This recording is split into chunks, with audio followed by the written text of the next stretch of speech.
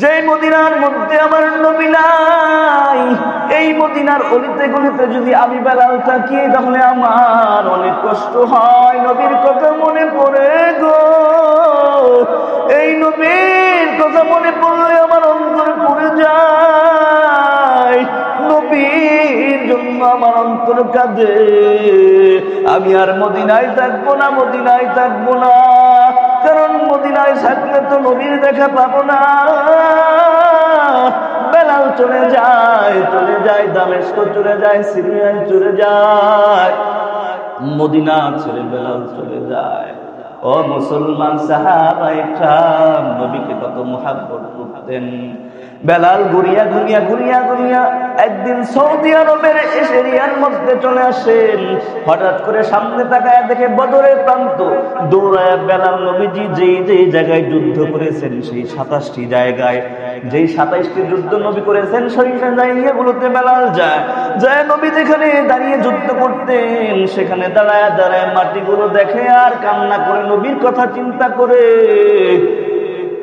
বেলাল দৌড়ায় উহুদ প্রান্তে দৌড়ায় যায়, যেই পাথরের কাছে নবী জখম হওয়ার পরে, নবীদের দাঁত মুবারক শহীদ হওয়ার পরে মাথা মুবারকের মধ্যে আঘাত লাগার পরে রক্ত বেয়ে বেয়ে পড়ে, ওই পাথরের কাছে জড়ায়া ধরে বলে, ও পাথর বড় ধন্য, তুই বড় ধন্য, তোর কাছে আমার নবী বসে বসে তোর কাছে বসে বসে বিশ্রাম নিয়েছে।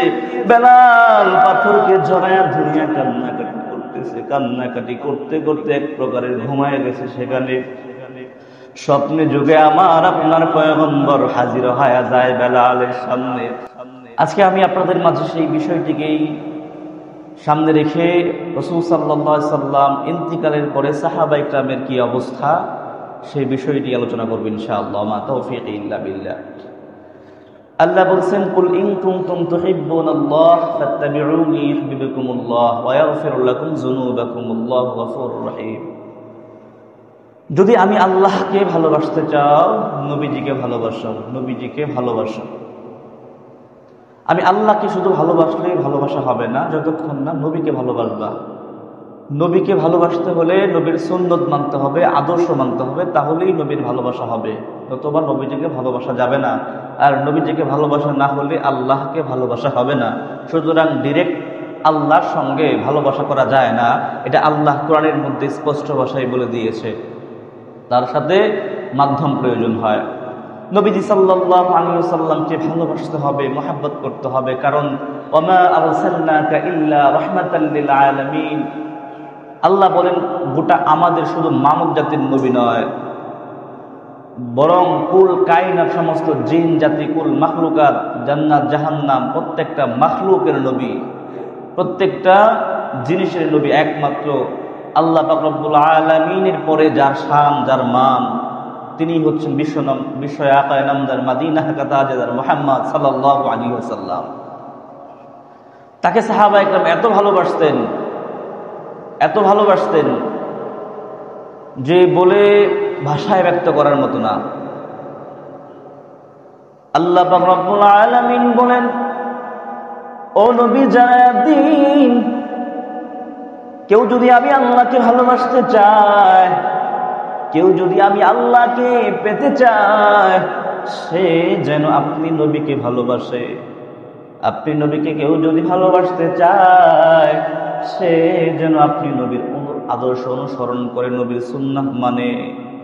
ও নবী জানায়া দিন, যতক্ষণ পর্যন্ত না কেউ নিজের জীবনের চাইতে, নিজের সন্তানের জীবনের চাইতে, নিজের স্ত্রী পরিবার পরিজনের চাইতে ভালো না বাসবে, সম্পদের চাইতে ভালো না বাসবে, ততক্ষণ পর্যন্ত কেউ পরিপূর্ণ মুমিন হতে পারবে না।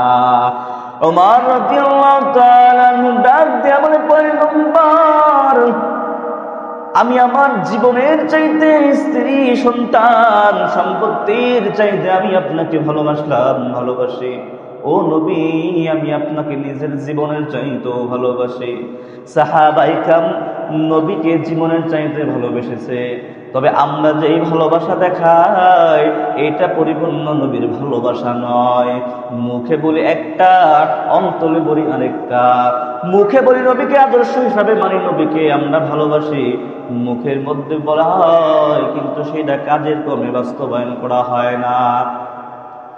মুসলমান, ব্যবসায়ী জীবনের মধ্যে, ব্যবসা পরিচালনার মধ্যে তোমার রাসূলের আদর্শ নাই। তোমার রাসূল ব্যবসায়ী ছিলেন, তোমার ব্যবসার আদর্শের মধ্যে নবী কেমনে ব্যবসা করছে সিস্টেম নাই। তুমি কর্ম করো, জীবিকা নির্বাহ করো, তার মধ্যে নবী কেমনে করছে সিস্টেম তোমার মধ্যে নাই। তুমি তোমার সংসার পরিচালনা করো, ঘর পরিচালনা করো, নবীর সিস্টেম তোমার মধ্যে নাই। নবীর সুন্নাত মাথায় টুপি রাখা, নবীর সুন্নাত গায়ে লম্বা জামা রাখা, এগুলো ন্যূনতম সুন্নত হলেও সুন্নত যেহেতু নবী, তাই এগুলো আমাদের মানা জরুরি, মানা প্রয়োজন। কিন্তু এগুলো আমরা মানতে পারি না। নবীর সুন্নত আদর্শ না মানিয়া বলি আমরা নবীকে ভালোবাসি, বরং না না, ওই যে দেখো সাহাবায়ে কেরাম নবীকে কত ভালোবাসে। এদিক দিয়ে যখন খবর হয়ে গেল নবীজি দুনিয়ায় নাই, দুনিয়ায় নাই, আজরাইল আসিয়া নবীজির জানটা নিয়ে আল্লাহর দরবারে চলে গেছে। নবীজি দুনিয়াতে না থাকার কথা সঙ্গে সঙ্গে ওমর রাদিয়াল্লাহু তাআলা তরবারি নিয়ে বার হয়ে গেছে। কে আসিস, আয় আয়, বলবি নবী দুনিয়ায় নাই, তার কল্লা ফালায়া দিব। নবীর প্রেমে পাগল হইয়া কান্নাকাটি শুরু করছে। সাহাবায়ে কেরাম কান্না করতেছে, কান্না করতেছে। আবু বকর, ওমর, ওসমান, আলী সবাই কান্না করতেছে। নবীজি আমাদের ছেড়ে আল্লাহর দরবারে চলে গেছে। মুসলমান, নবীজির জানাজার মধ্যে যখন দাঁড়ায় যাবে, মুসলমান, তখন হযরতে বেলাল, কালো গোলাম, এই কালো গোলাম বেলাল ফোপায়া ফোপায়া কান্না করতেছে, কান্না করতেছে। ডাক দেয়া বলে, ও বেলাল, কান্না করো কেন, কান্না করো কেন? ডাক দেয়া বলে, ও ওমর, ও আবু বকর, এই যে দেখো আমি এখানে দাঁড়ায়া আযান দিতাম, এখানে দাঁড়ায়া ইকামত দিতাম। আমার আযান শোনার পরে আল্লাহর পয়গম্বর মুহাম্মদুর রাসূলুল্লাহ এখানে দাঁড়ায়া ইমামতি করতো, ওই নবী আর ইমামতি করবে না। এই জন্য আমার কষ্ট হয়, ওই নবী নাই যেই নবীকে আমি ভালোবাসতাম। আমার কলিজা পড়ে যাইতেছে, সহ্য করতে পারতেছি না। ও মুসলমান, নবী হারা এতিম সাহাবায়ে কেরাম কান্নাকাটিগ্রস্ত হয়ে গেছে। ওমর ডাক দিয়া বলে, ও বেলাল, আর কান্দিস না, আর কান্দিস না, নবীর বড় কষ্ট হবে। মৃত মানুষ মারা গেলে তার জন্য কান্নাকাটি করতে হয় না। আর কাঁদবি না, আর কাঁদবি না। বেলাল রাদিয়াল্লাহু কান্না শুরু করে দিলেন। কয়েকদিন পরে বেলাল ব্যাগ ট্যাগ গাঠি বুঝতে গুছায়া ব্যাগের মধ্যে গোল করিয়া হাতের মধ্যে কাপড় চোপড়ের পোটলা নিয়ে কই যেন যায়। ডাক দিয়ে বলো, বেলাল কোথায় যাও? যেই মদিনার থেকে, যেই মদিনার মধ্যে আমার নবী নাই, এই মদিনার অলিতে গলিতে যদি আমি বেলাল থাকি তাহলে আমার অনেক কষ্ট হয়। নবীর কথা মনে পড়ে গো, এই নবীর কথা মনে পড়লে আমার অন্তর পুড়ে যায়। নবীর জন্য আমার অন্তর কাঁদে। আমি আর মদিনায় থাকবো না, মদিনায় থাকবো না, কারণ মদিনায় থাকলে তো নবীর দেখা পাবো না। বেলাল চলে যায়, চলে যায় দামেস্ক, চলে যায় সিরিয়ায়, চলে যায় মদিনা ছেড়ে বেলাল চলে যায়। ও মুসলমান, সাহাবায়ে কেরাম নবীকে কত মুহাব্বত করতেন। বেলাল ঘুরিয়া ঘুরিয়া ঘুরিয়া ঘুরিয়া একদিন সৌদি আরবের এরিয়ার মধ্যে চলে আসেন। হঠাৎ করে সামনে তাকায় দেখে বদরের প্রান্ত। দৌড়ায় বেলাল নবীজি যেই যেই জায়গায় যুদ্ধ করেছেন, সেই 27টি জায়গায়, যেই 27টি যুদ্ধ নবী করেছেন, সেই জায়গাগুলোতে বেলাল যায়। যায় নবী যেখানে দাঁড়িয়ে যুদ্ধ করতেন সেখানে দাঁড়ায় দাঁড়ায় মাটিগুলো দেখে আর কান্না করে, নবীর কথা চিন্তা করে। বেলাল দৌড়ায় উহুদ প্রান্তে দৌড়ায়া যায়, যেই পাথরের কাছে নবী জখম হওয়ার পরে নবীদের দাঁত মুবারক শহীদ হওয়ার পরে মাথা মুবারকের মধ্যে আঘাত লাগার পরে রক্ত বেয়ে বেয়ে পড়ে।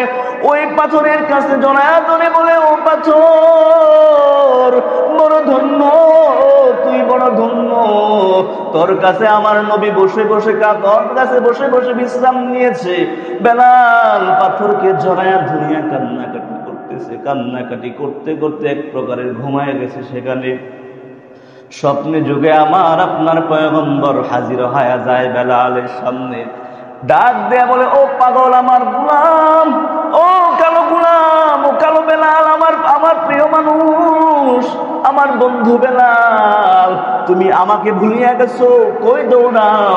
তোমার পাশে তো আমার কবর, আমার রওজা, একটু আসো না, আমার সাথে দেখা করে যাও।